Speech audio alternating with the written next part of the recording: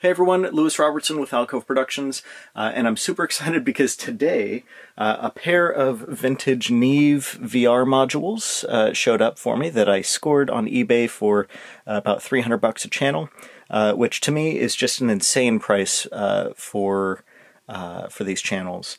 I feel like Neve VRs are really highly undervalued, so I grabbed a couple, and I'm actually going to be turning them into rack mount channel strips with the help of a website called rackneve.com. They have VR mounting kits that you can buy, so I thought that I would go ahead and document my journey of actually racking these up and turning them into a piece of gear that I can put into the outboard racks. So.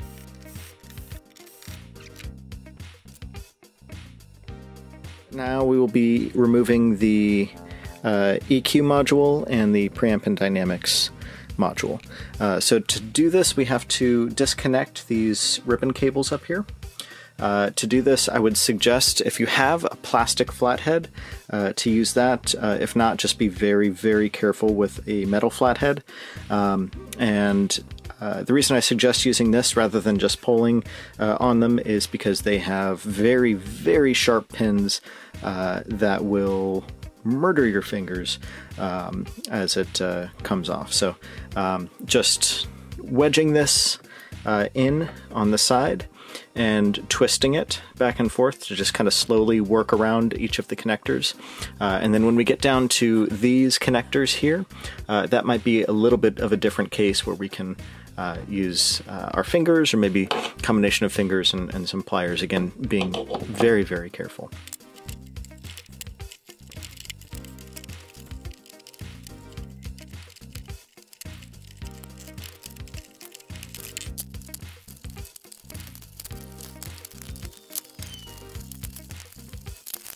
Okay, so all of the ribbon cables have been disconnected from both of the cards. So I'm going to go ahead and unscrew them from the chassis, which are these screws here, and then we'll see if we can carefully work them out. I'm just going to pop this off so we have the ability to remove the cards.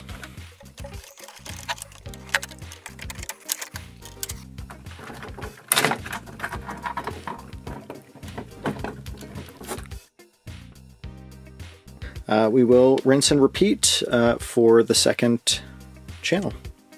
I almost forgot, but you're also going to want to pull this small socketed card out as well. To do that, you can stick your thumb through the hole on the other side and grab on this side and just pull up and gently, just gently rock back and forth. There we have it. Okay, so I've got both sets of modules set off to the side and ready to go. And now we're going to make sure that we get everything ordered from our bill of materials, and we'll wait for that, as well as the rackneve.com shipment to arrive. Alright, exciting stuff. I have all of the components from the bill of materials, and I went through and I labeled each bag and made sure that everything was what it was supposed to be, and so now I can grab, if I need, you know, K1 for the circuit, I can grab the bag that says K1, and that should make it easier for me. So the last thing I need is the shipment from rackneve.com with the actual PCBs and metalwork and things like that. And it arrived sooner than I expected it to. I wasn't here to pick up the package when it was delivered, so I have to go pick it up at the post office. Alright, so for better or for worse, it has arrived. It is less of a box and more of a paper bag at this point. But hopefully everything survives, so let's go ahead and get this open.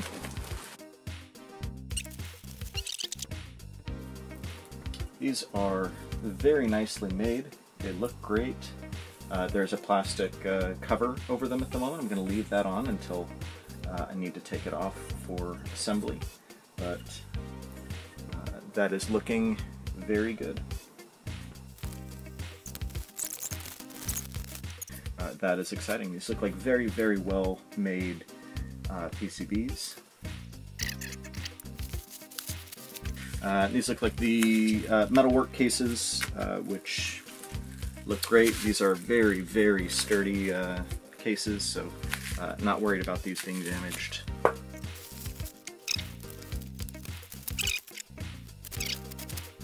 Okay, and everything looks great. The next step for preparing these modules is going to be to remove these blue Total Recall connectors. In order to get access to them, we're actually going to have to open up the modules. So I'm starting with the preamp and dynamics module. On the side with just one board, we're going to remove these two screws. On the side with two boards, we're going to remove all four of these screws. And that's how we're going to gain access to all of this. So when manipulating these, you want to be very careful because there are some paper ribbon cables in here that are really brittle. So don't move them you know, as much as you can. Of course, we are going to have to manipulate them a little bit to get what we need done. But what I'm going to do is I'm just going to take this board and push it back just a little bit. And then I'm going to flip this board up, kind of like opening a laptop. And that should gain us access to the inside. And inside you'll see where these blue cables connect. We have one here, and then two down here.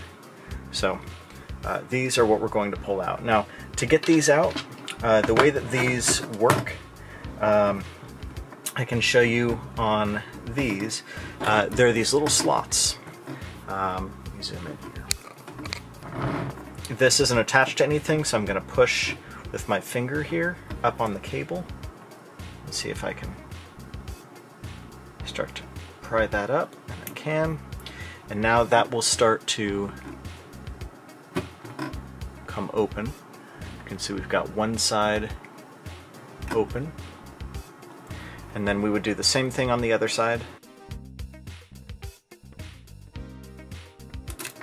All right. So once you get both sides of these tabs off, basically you're just opening them up, just kind of pulling these butterflies open and pulling them off. And then that will grant you access to where the cable is attached. You just pull the cable off of this and replace the cap back on. And you're good. So, of course, I'm just showing you on the wrong end of the cable because it's not stuffed inside of a board, but that's the process that we're going to be following for when we're actually inside of the module.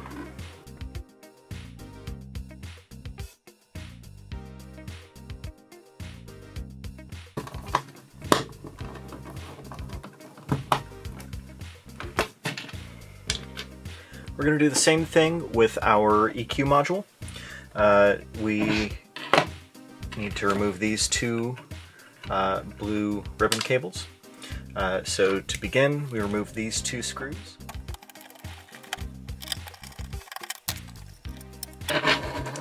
Much easier to access on the EQ modules. And we'll do the same thing.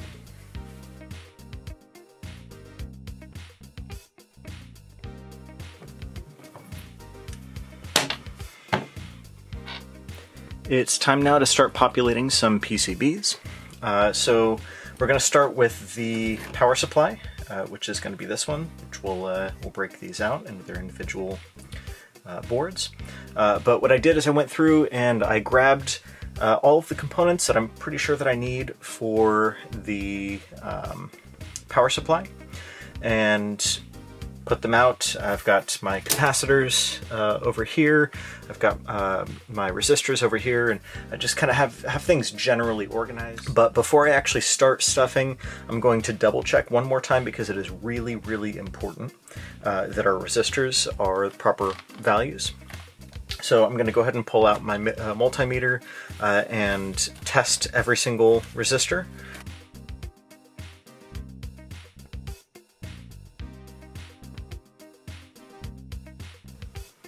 We're going to break apart our PCBs and then get to stuffing them.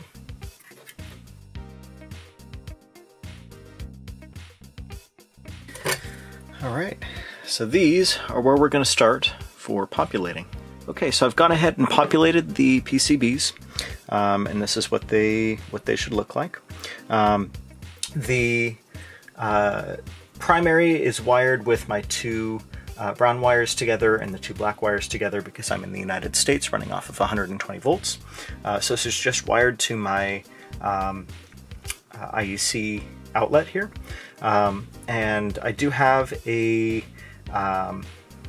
500 milliamp slow blow fuse in here. So basically what I'm going to do is I'm going to go ahead and plug this in to the IEC. And then I'm going to go ahead and test all of the voltages, as long as this doesn't blow up in my face, and adjust the voltages on this connector to be what they need to be, which is going to be plus 16, minus 16, minus 15, and plus 48, referenced against the audio ground, which is the second from the left pin here on this connector. So let's plug it in and see if we have any excitement.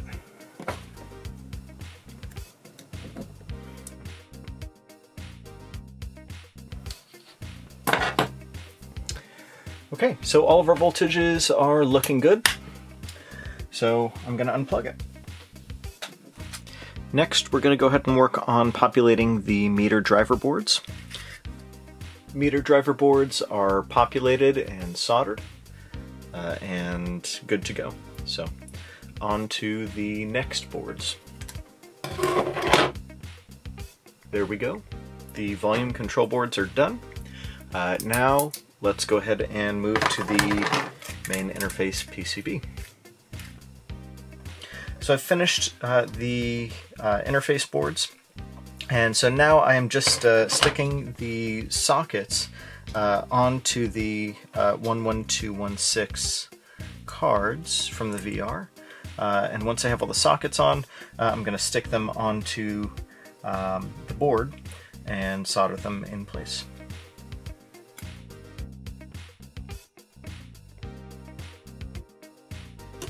Okay, these are now done. So finally we're going to move to the meter boards. Okay, so the metering LED board here is now populated. It really is as easy as sticking all of the LEDs in and into their spots and soldering these three flat cable connectors in. I also put a twisted pair here into these slots next to your power on indicator. On the back it says power LED, and this is ultimately going to attach to the volume board to feed power to this power on LED.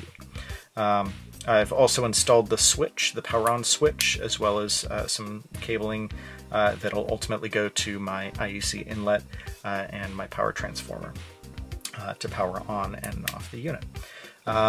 To get all of the LEDs to fall flat, you're going to want to, if you can, do what I did, which is leave the plastic that it ships with on the front. If you've already taken the plastic off, you can put some painter's tape or something over the holes. And basically, once the LEDs are in the board, you put the board into place, and then I used some needle nose pliers to just kind of come in here and walk each LED down into the hole so that it was pressing on the plastic and flush with the front, and then soldered everything together.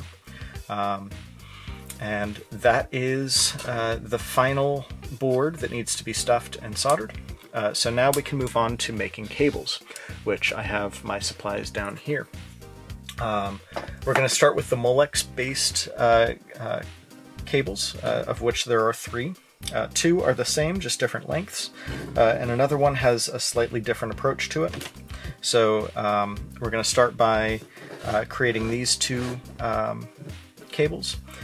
Basically, I just cannibalized some 8-channel snake cable and pulled the conductors out and stripped each end of the conductors. We're going to then solder on Molex connectors, Molex pins, to each end of all of these wires. I'm going to go ahead and zoom in here so we can get a good look at the Molex stuff. But basically, these pins, you want to be very careful. Normally when I'm soldering, if I'm going to use this as a mock soldering iron, normally when I'm soldering, I wet the iron and I heat from the back and apply new solder and whatever I'm soldering to the surface that I'm trying to make the connection on. That generally will ensure good covalent bonds. You make sure that you're getting a good connection and no cold solder joints. However, with the Molex pins, you cannot get any solder on the back sides of these pins because then they won't slide into the connectors themselves. So this is one scenario when you will need to actually stick the iron in where you're making that connection.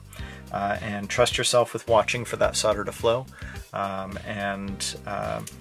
Yeah, so once that connection is made, then you can go ahead and use some needle nose pliers, and they're these little kind of like a U-shaped crimp pins, and you're basically going to use pliers to crimp those pins over the wires. So we will get started on making these cables, and then we will check back in when it's time to make the more complicated Molex based cable.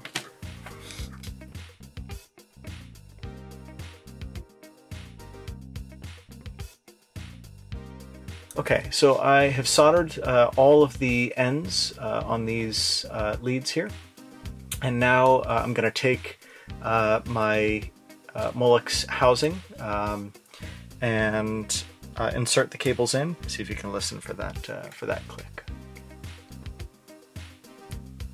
There we go.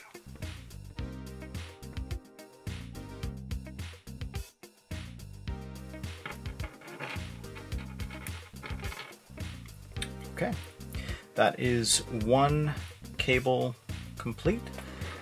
For the cable that is different, it's going to be different in that we're using a combination of single conductors and shielded twisted pairs. So the general arrangement of these is going to be essentially this. Single conductor, twisted pair, single conductor. So now the question is, what do we do with the ground or drain or shield wire? So on these, on one side, we're just going to insulate it. So to do that, I'm just going to snip this short, like so, and like so.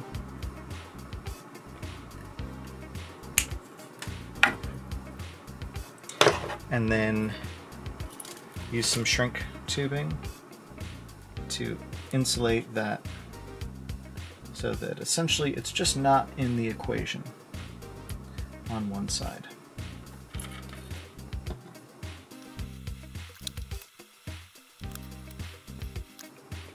Now, on the other side, we're actually going to join the ground or drain together along with a wire that we're going to have come out here. And ultimately this is actually going to connect to ground, so because I have it, I'm going to use a green wire.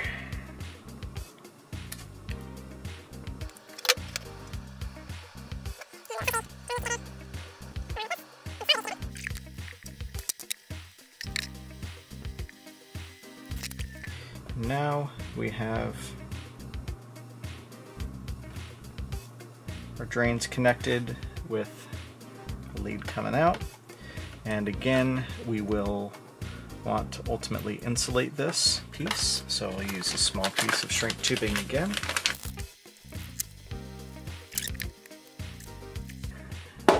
And now at this point we will continue as we did with the other cables, and our complex cable is now done. This is ultimately what it looks like. On one side, as we can see, we have single and then twisted pair, single. The other side, we have the exact same array. Single, twisted pair, single. All of the cables are running to the same areas. And again, on this end, we twisted together and soldered our drain wires to this additional wire, which will ultimately go to a grounding point on one of the PCBs. So this is what our complex cable looks like, and now we can move over to the flat cables, or the ribbon cables. For this, it's a pretty simple task. Essentially, we're going to be taking the ends here. Over here on the left side, there's a little triangle. And we want that triangle to be the same side that the red portion of the cable's on. So we'll stick that through so that it's just barely poking out of the other side. We'll make sure that these little knives here are presenting on either side of each cable. And then we'll just kind of finger tighten it down so that it's in the right general location. And it's not going to move away. And then best case scenario is you should use a vise to apply even pressure. I don't have a vise in here, but I do have a studio hammer, so I'm going to go ahead and use that.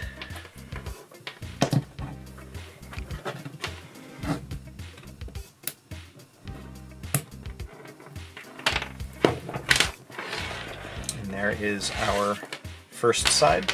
Now for applying the second side, if you put the cable like this and you turn it over kind of on itself, you want to be looking at the same side here. You don't want to be looking at this flat side, you want to be looking up into the pins. So, and again, we want to make sure that the red is on the triangle. So in this case, mine will look like this. The triangle is on this side, so I'll flip it over. Place that through, double check, look at my triangle with the red. Place, light squeeze, and press.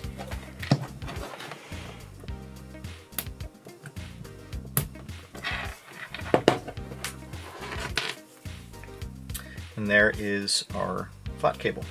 And so just repeat for all of the cables. Alright, I have taken the bottom of the rack enclosure and I've attached my templates for everything here. And just to be absolutely certain, I did take every last piece and place it and double and triple check that everything was where it was going to go, and then I kind of placed everything by hand to make sure that it looks like it was going to line up properly. And everything looks good. So, okay, the enclosure has been drilled out, and I also removed the paint around where the XLRs connect, as well as around where the IEC connects on one side. This is where our grounding lug's going to be. This is important for safety, and this is going to be important for reducing noise. So alongside with reducing noise with that, we also need to connect the pin 1 of each of our XLR connectors to the chassis. So there is a little pin here. You can run a little wire between them. I am not going to be using these for anything else, and the pin was so close that I just took a pair of needle nose pliers and I just bent that over just a little bit to make contact there, and then I'll solder it in place, and I think that's going to be probably a better connection than if I were to run a small wire between them. So I will get these soldered up and then we can move on to stuffing the enclosure. Okay, I'm saving you the despair of watching me deal with the trial and error of getting everything mounted onto this. I do find it easier to get all of the boards and everything mounted without the sides and the back, and then you can put those on later. I will say for the trial and error, I changed the location of the meter driver board. This actually should be flipped over, and I believe it's supposed to go little bit somewhere else, but it didn't quite match up with the templates, and it can't fit in other areas because of the location of cables, but this is much sturdier than a lot of things out on the market with these 2 screws here, and it fits perfectly. So I just need to keep in mind that my connection points for my ribbon cables are backwards. And the other bit of trial and error is the location of the volume board. It was a little bit far back when I was testing with the front panel, so I drilled another hole just a little bit forward, and we're utilizing that, and I seem to like that. So. Okay, so we have most of the enclosure built up around everything. We have the cables installed. A couple things in terms of grounding and stuff that I'm going to leave until everything's assembled, because it's going to be a little bit easier. But it's time to start making the connections to the transformer as well as to the back panel.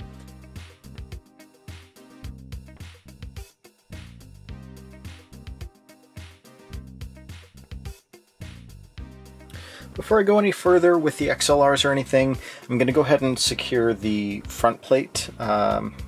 So to do that, we might have to loosen some of the modules here and there, but it's really important. There's a lot of different LEDs, and a lot of people, I'm worried, might forget with the pole LEDs, these really small ones on the channels here.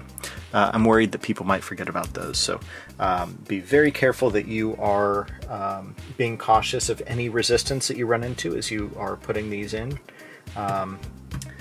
And when in doubt, take a step back, take your time, take a step back, and see what might be going on.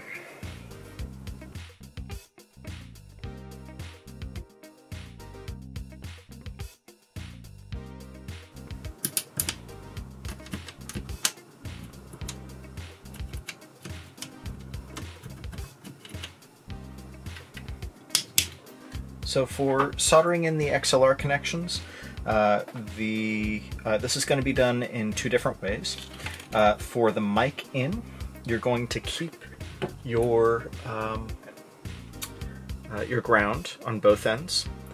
For the line in and for the output, you're going to keep the ground only on the XLR side, and you're going to have hot and cold only on the board side.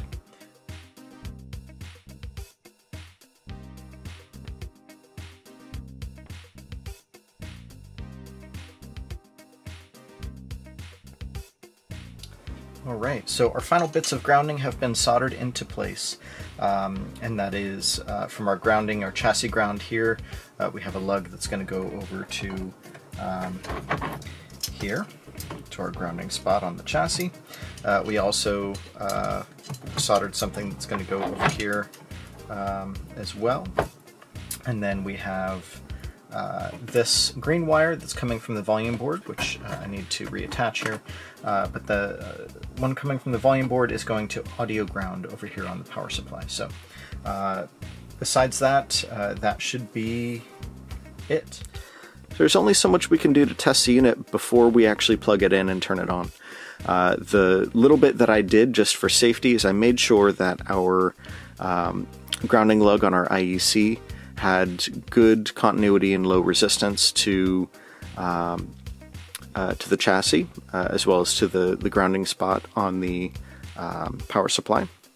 And then I made sure that we did not have continuity between our hot and neutral and the chassis. So if everything goes right, it should power on. The next thing, once it powers on, I'll go ahead and I'll run some audio through it and just make sure that general functions work, and if that does, then we'll go ahead and head into the calibration procedure using the trim pots on the meter driver board.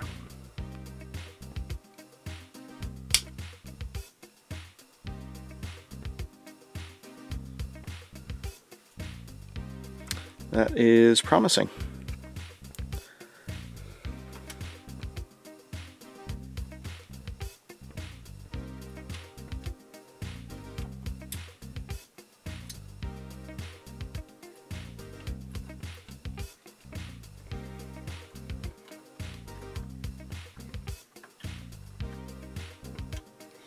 Alright, so it looks like things are working. We have not electrified the chassis, so that's good. And so I'll go ahead and off camera I'll run some audio through it, make sure that there's nothing glaringly wrong, and then we'll look at the calibration procedure. So we've gone ahead and run some audio through it, and it sounds great. All of the functions seem to be working, so we're going to go ahead and start adjusting our trim. I checked the voltages, input to output, and we're seeming to be in a good position. So we're going to go ahead and move towards adjusting all of our trim. We have a 1K signal coming in at 0.775 volts AC. RMS. Closest I got is 0.773, but that's fine. That's close enough. And so first thing we're going to do is we're going to adjust our volume board here, or our volume meter, to, let's zoom out a little bit here so we can see the unit. We're going to adjust it so that that reads 0. It's showing +6 at the moment. So to do that, we're going to find our trim, which is back here, and make an adjustment.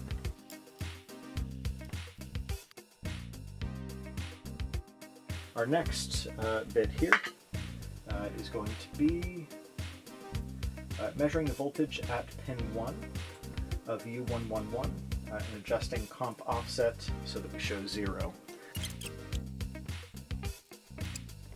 Next, we're going to turn the gain knob in the compressor section fully counterclockwise and engage the compressor. So fully counterclockwise, and then we will engage the compressor.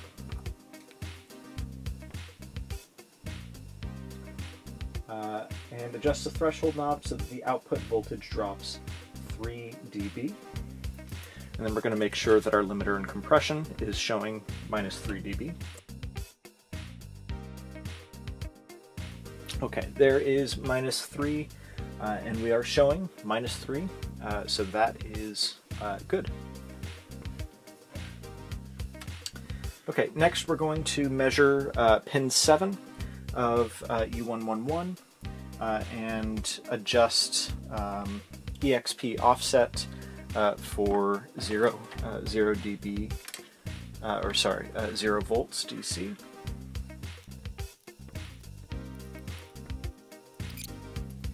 We're again going to look for, we're going to engage the gate and drop 3 dB. And that again is matching 3 dB drop to a 3 dB marking there. Okay, and there we have it, a nicely calibrated machine. So I'm going to move or remove these test leads here, and I'll go ahead and dress the cables so that they look nice, and put some zip ties around things and whatnot. I'm also going to place a piece of paper over the Neve modules.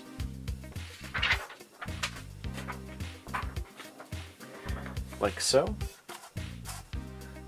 just so that if the top gets pressed on, we're not shorting anything out against the top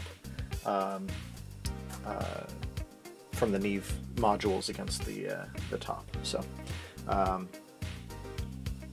that should be just about it.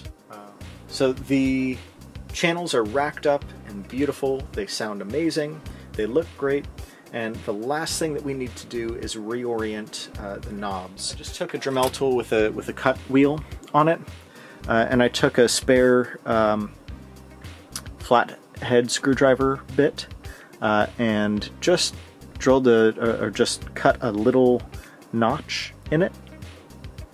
And this will make it so that we can actually remove the loosen the screws inside. Now, the very difficult part here is going to be removing the knob caps without chipping them, and that's where the razor blade comes in handy. If you have a tape machine, you should have a million of these lying around. And basically all you're going to do is you're going to find that gap right between the knob head and the knob and just slide it in.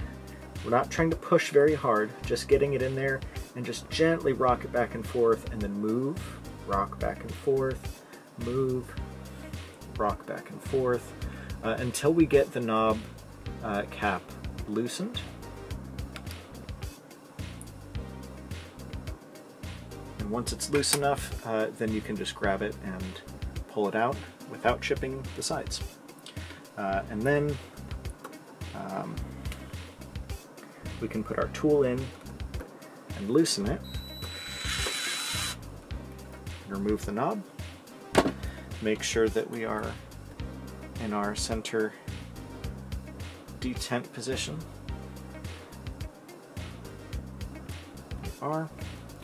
And then place the knob back, hold it in place.